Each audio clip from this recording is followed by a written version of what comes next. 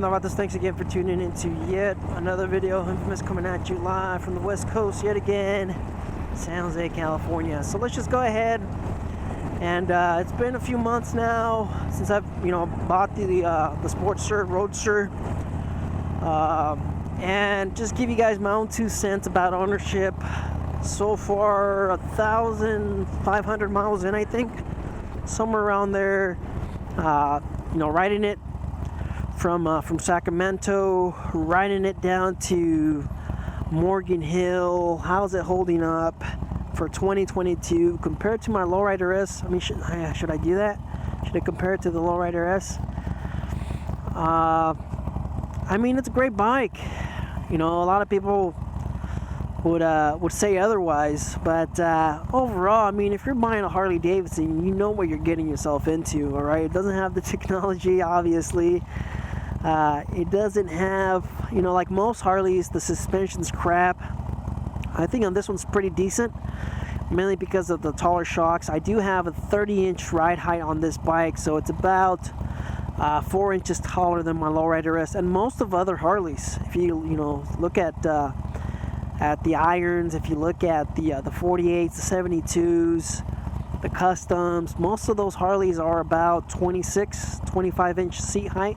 So the seat height on this one is, it is a lot taller. So you have more travel in the suspension, and that's going to help out overall in ride quality. I was, however, hopping up and down at first, mainly because the suspension was set at very soft.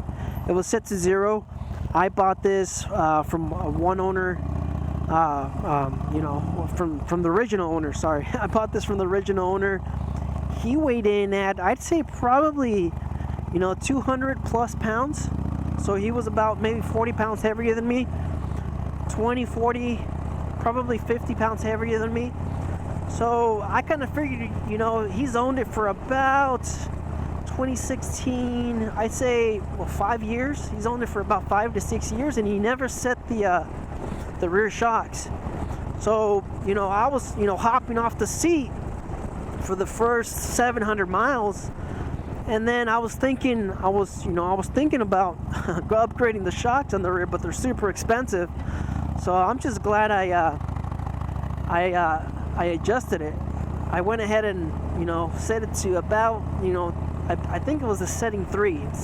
Setting number 3 for my weight, and that's improved. So like I said, rambling a lot.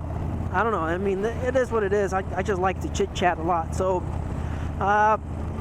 comfort wise, it's pretty good. All right, my overall triangle right now, because of the 15-inch bars that I do have on the bike, they're about 15 3/4, so they're almost 16-inch bars, risers, clamps, whatever you want to call it. So the riser itself, I believe it's 14 plus the 2.5 on my low bend bars.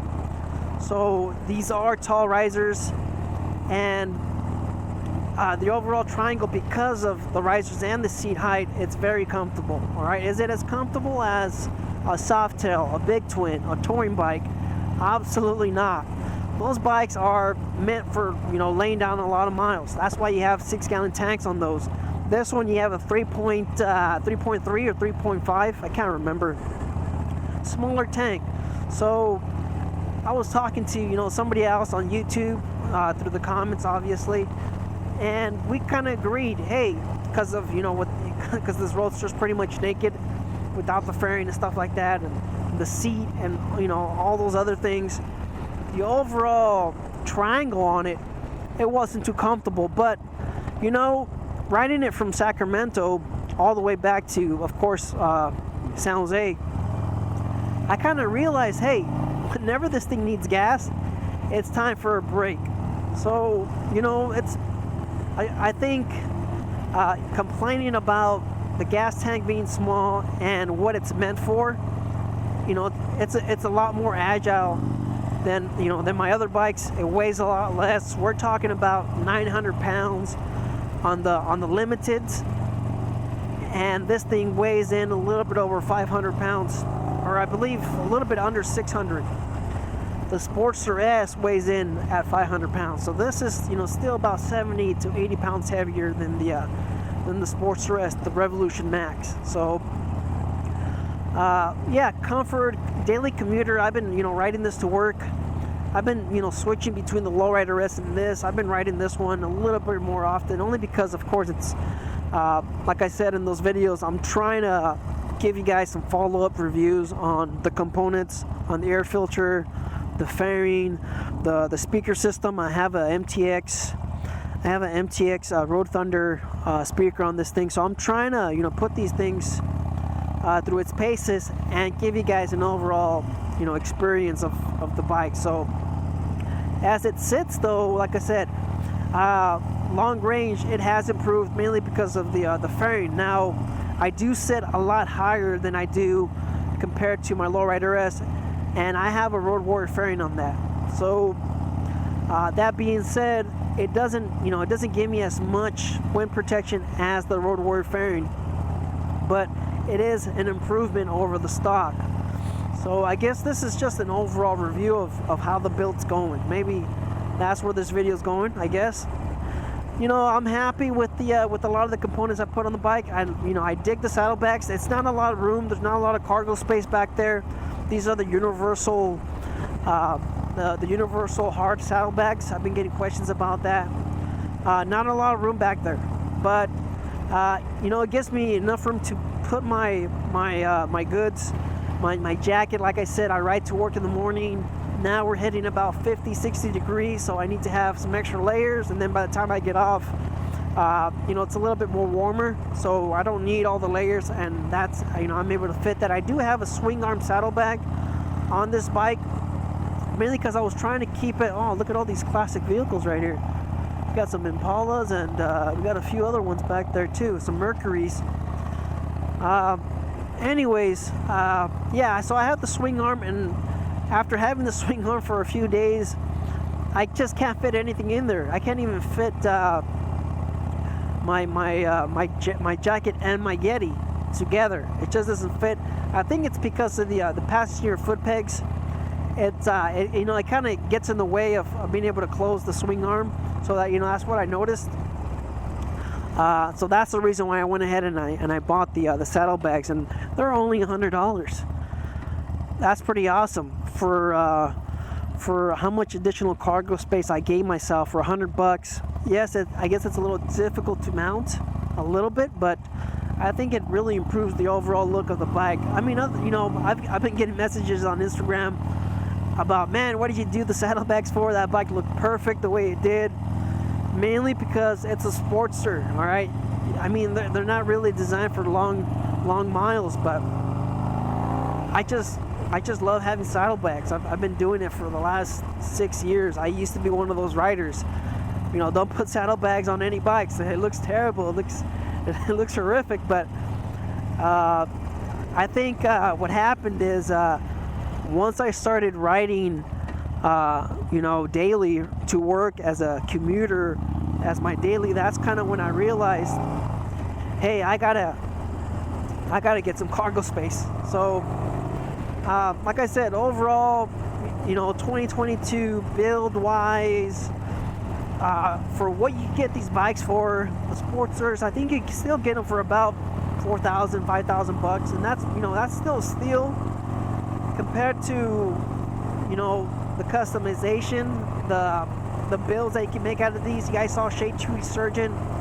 He made himself a adventure build out of his Sportster, and it turned out pretty good. So, I mean, there's just the aftermarket for these bikes is just vast. It's endless. You can put anything on these bikes. Amazon, eBay, you can buy almost anything. You know, it's gonna fit on most of these bikes. You just have to make sure you get the right year, because from 2003 and older, they're a bit different. Anything 2007 and up, that's pretty much you know, it's a different frame from 03. I'm not going to get into the specifics, but from you know, from most part of the bike, everything's going to fit about the same, almost everything. So it's just a little peace of mind. And you could go to Psycho Gear, you could go almost anywhere, any repair shop, aftermarket shop, motorcycle shop. They're going to have these parts available on shelf. Just like, you know, with most of you know, it's just overall Harley components. Like I said, there's a huge aftermarket support for these bikes. You have S&S building engines from, you have you know, you have the hammer kits, you have the hooligan kits, you have, like I said, man, there's just so much support for the Evo. These are not going to go out of style anytime soon. Even, you know, even if Harley did, or even though Harley has decided to stop, you know, producing these bikes, there's going to be a ton of support for these. You could buy the frame. You could still buy FXR frames. You could buy crate engines. They fit. You could drop them in. You could buy, you know, hardtail conversion kits. There's just so much stuff for you to do, and I still think these are great bikes. And compared to wrenching on this bike, compared to, of course, my lowrider S, this was a lot easier. This bike is easier to work on than my lowrider S. All right, I mean, the cables, you know, the clutch cable, a lot of these things, it just seems they're just easier to do on the Sportster, on the Evo. So hey, you know, I'm having a blast. All right, I enjoy the bike. I like that sound, the Sony exhaust. Man, this bike is fun. All right, and it's comfortable. Like I said, I have the lapel seat on this thing. It pushes me back a little bit because I mean, these bars are so tall, at almost 16 inches. Before the lapel seat, I was riding like this close. My elbows were like this. It was really annoying. Now that I have the lapel kickflip seat on it, I'm able to, you know, have my arms extended, fully extended, and really, you know, just the overall ride of this thing. The build has been great. So with that being said, even though the build has been great, I am you know, swapping some stuff. I am making some changes. I'm adding, I'll be swapping the Road Warrior fairing for this one. I'm gonna be removing the T-Sport tall fairing, whatever you want to call this, the crater fairing. I'm gonna be swapping over to the Road Warrior fairing, and we're gonna give that thing a try. I believe the windshield on the Road Warrior is going to be a little bit shorter than this, so I don't want to order another one because I already cut my 15-inch Road Warrior fairing windshield. I already cut that, so we'll see what happens. All right, if the 13.5 doesn't work for me, because like I said, I cut that down, I'll go ahead and just buy another one. They're about $100 from Memphis Shades, so I'll buy another 15-inch you know, a windshield, and then paint it with the overall color theme that I'm thinking in my head that I'm going to do. So hey, thanks for tuning in. Thank you for subscribing. Thanks for watching the videos, guys. Much appreciated. We are 3 years into YouTube, and we're 500 something videos that I've uploaded to the channel. We're just gonna keep on grinding. I mean, that's all we got, right? I don't know. Still thinking about things. So yes, just stay out there, stay safe. Don't believe everything you read. Life's a risk. Get out there and ride. Later.